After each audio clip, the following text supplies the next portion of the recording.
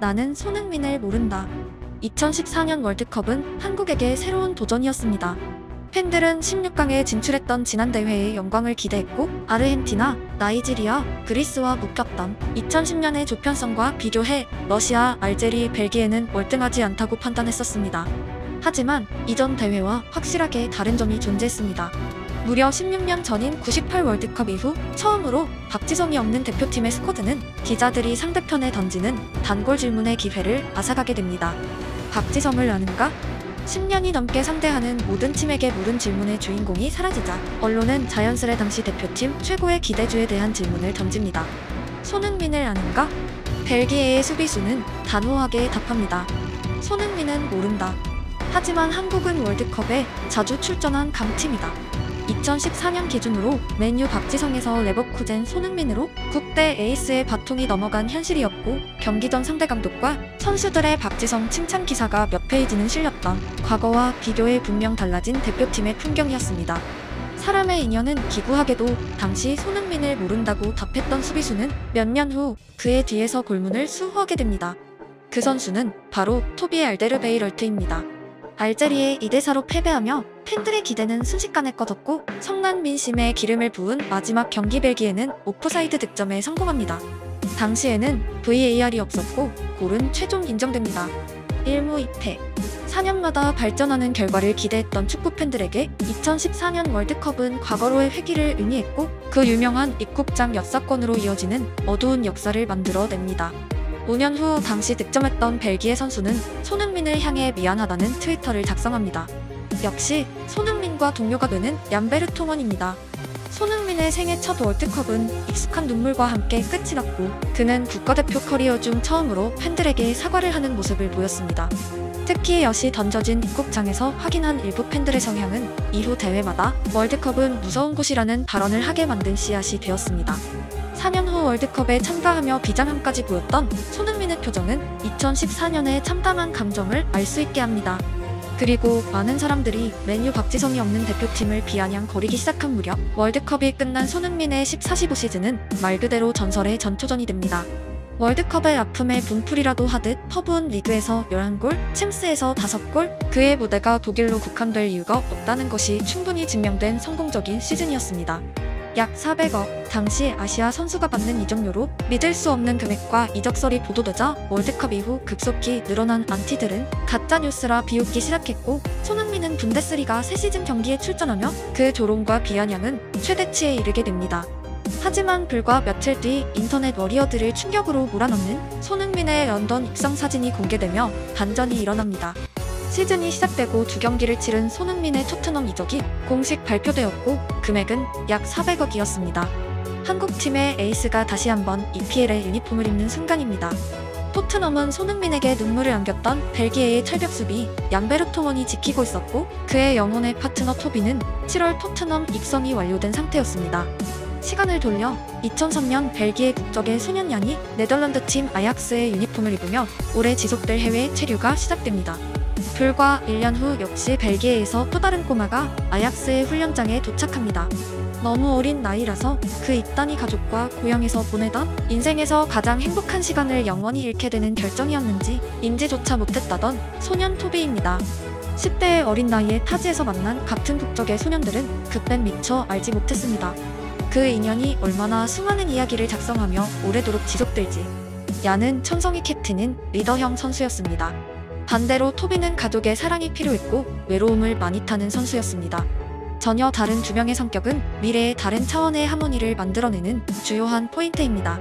세계 최고 아약스 유세 주전 경쟁에 실패하며 데뷔 후 처음으로 벤치에서 보낸 시간이 더 길었고 얀은 연속되는 부상 악몽으로 1년에 무려 27경기를 결장하는 최악의 시즌을 보냅니다.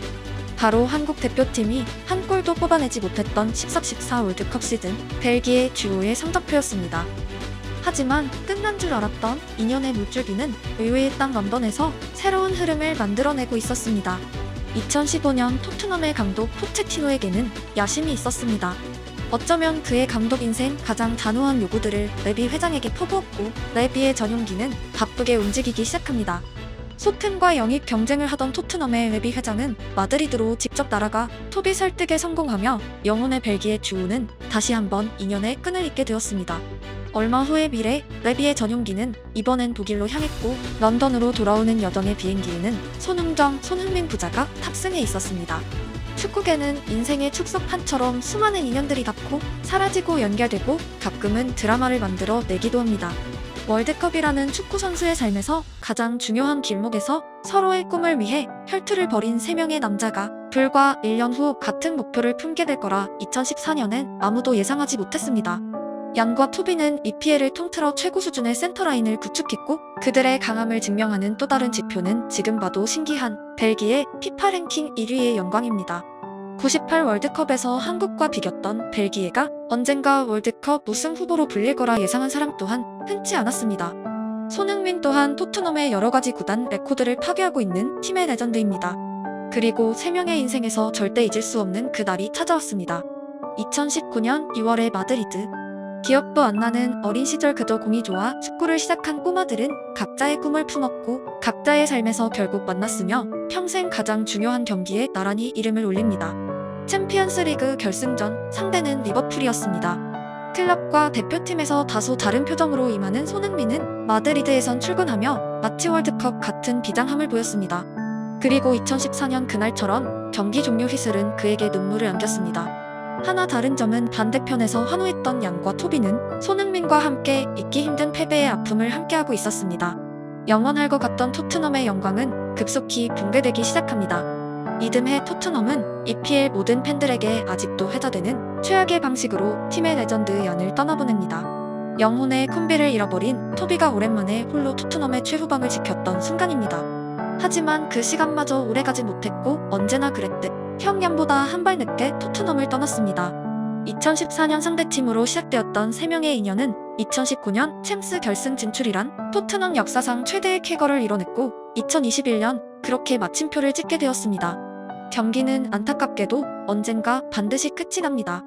하지만 사람이 숨쉬는 한 인연과 추억에 끝이란 존재하지 않습니다.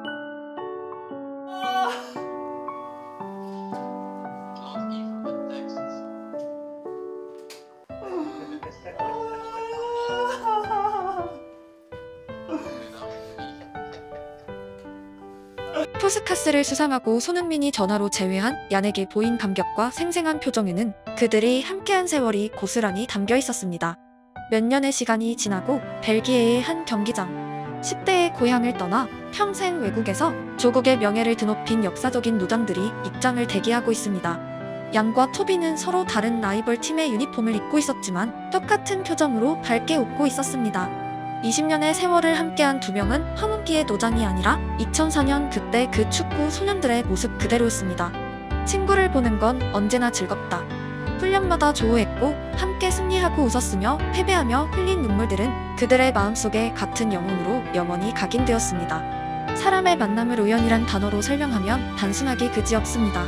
하지만 인연이란 말로 표현하면 세상의 모든 학문과 진리가 총동원되어도 다 설명하긴 어려운 뜨거움이 부여됩니다. 우리가 만나고 헤어지는 그 모든 과정에 사람의 마음이 담겨있고 미래 어딘가의 여정에서 순간을 떠올리며 아련해진다면 그것은 분명 인연입니다. 그 인연이 쌓여가고 사라지는 과정이 곧 사람의 인생이 아닐까요? 3명의 소년들은 꿈을 위해 어린 나이에 고향을 떠났고 새로운 집에서 새로운 형제들을 만났습니다. 그리고 그들은 함께 토트넘의 역사가 되었습니다. 다시 흩어진 새로운 여정, 그들은 어떤 집에서 어떤 형제들을 만나게 될까요? 그들에게 축구가 살아있는 한 인생은 계속됩니다.